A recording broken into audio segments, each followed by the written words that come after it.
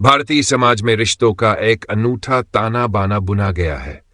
इनमें से एक रिश्ता देवर और भाभी का होता है, जो भाई बहन जैसा होता है। मगर जब इस रिश्ते में भावनाएं उलझ जाएं तो हालात जटिल हो सकते हैं। यह कहानी एक ऐसे ही देवर और भाभी की है जिनके बीच न चाहते हुए भी एक अजीब सा रिश्ता पनपने लगा। कहानी एक छोटे से गांव की है। यह गांव अपनी संस्कृति, परंपरा और संयुक्त परिवार की व्यवस्था के लिए जाना जाता था। इस गांव में ठाकुर प्रताप सिंह का बड़ा परिवार रहता था। प्रताप सिंह के दो बेटे थे, बड़ा बेटा अजय और छोटा बेटा विक्रम। अजय की शादी संध्या से हुई थी। संध्या स्वभाव से संस्कारी, सुलझी हुई और पूरे परिवार का ख्याल रखने वाली महिला थी। विक्रम अभी अविवाहित था और पढ़ाई के साथ साथ घर की खेतीबाड़ी में भी हाथ बटाता था। वह देखने में आकर्षक, बस हंसमुख और अपने अंदाज में बेपरवाह था। संध्या के साथ उसकी शुरुआती बातचीत सिर्फ औपचारिक थी, लेकिन धीरे धीरे दोनों के बीच सहजता बढ़ने लगी। शादी के बाद संध्या पहली बार अपने ससुराल आई थी। पूरे घर में उत्सव जैसा माहौल था। विक्रम अपनी भाभी से पहली बार मिला तो उसे लगा कि उसकी भाभी सामान्य महिलाओं से अलग है। वह जितनी सुंदर थी उतनी ही सादगी और मासूमियत से भरी हुई भी। संध्या और विक्रम के बीच रिश्ता शुरू में हंसी मजाक तक सीमित था, लेकिन धीरे धीरे दोनों एक दूसरे को समझने लगे। संध्या को ससुराल में आए हुए कुछ महीने हो चुके थे। वह पूरे परिवार का ख्याल रखती थी, लेकिन उसका ध्यान अक्सर विक्रम पर भी चला जाता।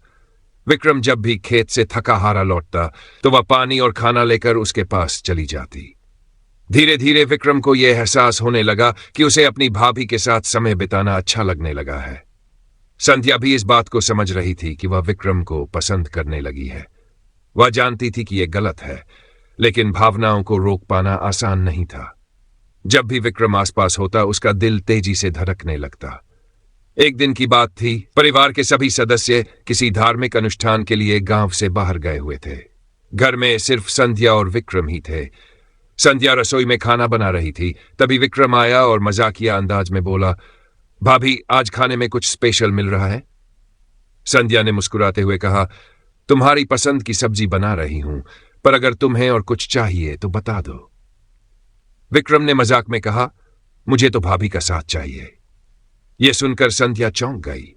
दोनों की नजरें मिली और एक अजीब सा एहसास हुआ। विक्रम ने पहली बार अपनी भावनाओं को जाहिर किया था। संध्या ने बात बदलते हुए कहा, जाओ, हाथ मुंह धो लो, मैं खाना परोसती हूं। समय के साथ दोनों के बीच की केमिस्ट्री और बढ़ने लगी। कभी बारिश में भीगने का बहाना, कभी आंखों से आंखों की बातें, तो कभी अकेले में हल्की फुल्की छेड़छाड़। संध्या अब खुद को रोक नहीं पा रही थी और विक्रम भी उसके आकर्षण में बुझता चला गया। एक दिन घर की छत पर दोनों अकेले थे। ठंडी हवा चल रही थी। विक्रम ने धीरे से संध्या का हाथ पकड़ लिया। संध्या कांप गई। वह जानती थी कि यह सही नहीं है, लेकिन उसने अपना हाथ नहीं छुड़ाया।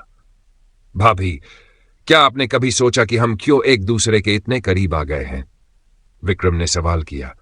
संध्या ने कोई जवाब नहीं दिया। उसकी आंखों में आंसू थे। वह चाहती थी कि यह सब खत्म हो जाए, लेकिन दिल मानने को तैयार नहीं था। एक दिन अजय ने दोनों को एक साथ देख लिया। हालांकि स्थिति सामान्य थी, लेकिन अजय के मन में शक बैठ गया। उसने संध्या से पूछा, क्या बात है? तुम और विक्रम आजकल बहुत समय साथ बिताते हो। संध्या के पास कोई जवाब नहीं था। उसे एहसास हो गया कि वह अपने पति के विश्वास को ठेस पहुंचा रही है। उसने तुरंत विक्रम से दूरी बनाने का फैसला किया।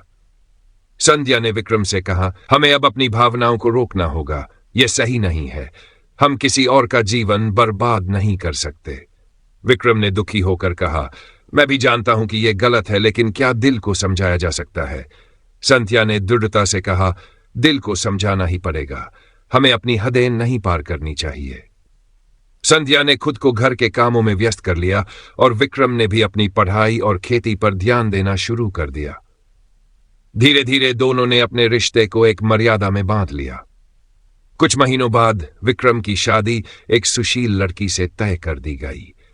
शादी के दिन जब विक्रम ने संध्या को देखा तो उसकी आंखों में नमी थी, लेकिन वह जानता था कि यही सही रास्ता था। संध्या ने भी अपने मन को समझा लिया था कि कुछ रिश्ते सिर्फ हद में रहकर ही खूबसूरत होते हैं। देवर भाभी का रिश्ता भारतीय समाज में भाई बहन जैसा होता है, लेकिन कभी कभी भावनाएं इस रिश्ते को गलत दिशा में मोड़ सकती है।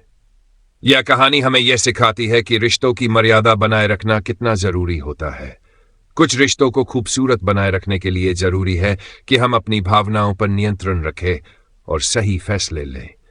इस कहानी का अंत भले ही दुखद हो, लेकिन यह एक सीख भी देता है कि जीवन में सही और गलत के बीच संतुलन बनाना कितना आवश्यक है।